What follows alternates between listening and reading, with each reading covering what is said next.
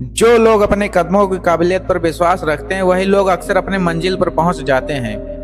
दोस्तों, मैं आपके लिए ऐसी कहानी लाया हूँ गुरु और शिष्य के, जिसे सुनने के बाद आपका जीवन बदल जाएगा।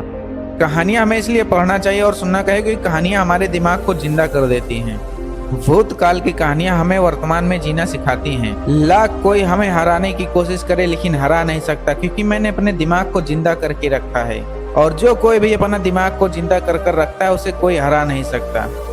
आपको और हमें नीचे गिराने के लिए बहुत सारे लोग मिल जाएंगे, लेकिन हमें उठकर अपने मंजिल को पाना ही होगा।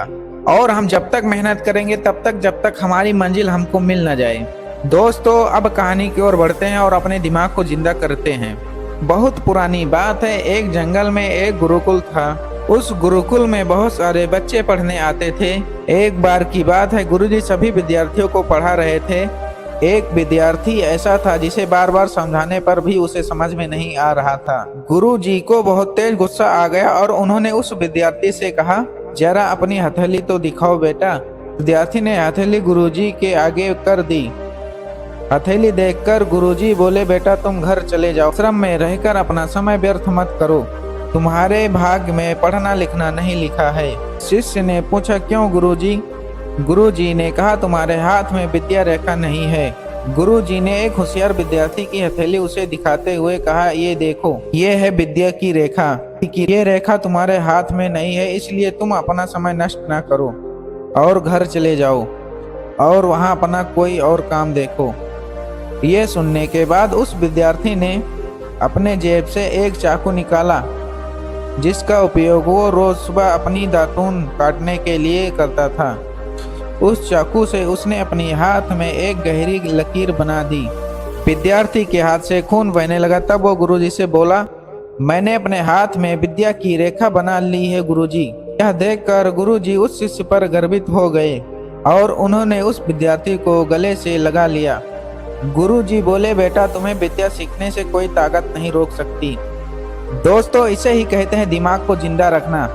और जिसका दिमाग जिंदा नहीं होता वो हमेशा नेगेटिव बातें ही सोचता। वो शिष्य ये भी सोच सकता है कि गुरुजी हमें पढ़ने नहीं दे रहे और हमें अपने गुरुकुल से निकाल रहे हैं और मैं अपने घर जाकर अपने माता पिता से बताऊंगा और गुरुजी को डांट सुनवाऊंगा। लेकिन उस विद्यार्थी ने ऐसा बिल्कुल नहीं किया और उसने अपना हाथ कर ये साबित कर दिया कि गुरुजी मैं भी पढ़ सकता हूँ और मुझे पढ़ने का पूरा अधिकार है, चाहे हाथ में रेखा हो या ना हो।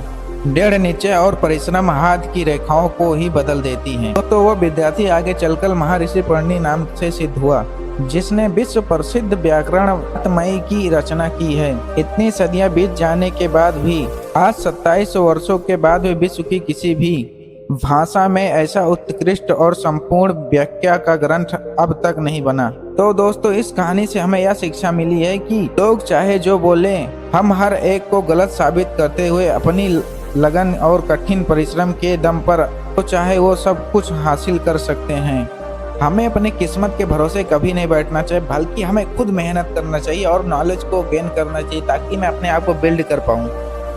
और जब हम नॉलेज के साथ किसी भी फील्ड में जाते हैं तो उस फील्ड में अक्सर ही हम पास हो जाते हैं। और हर समय पर अपने आप को मोटिवेट रखना चाहिए, ताकि कोई भी व्यक्ति आकर हमें अपने मार्ग से भटका ना पाए।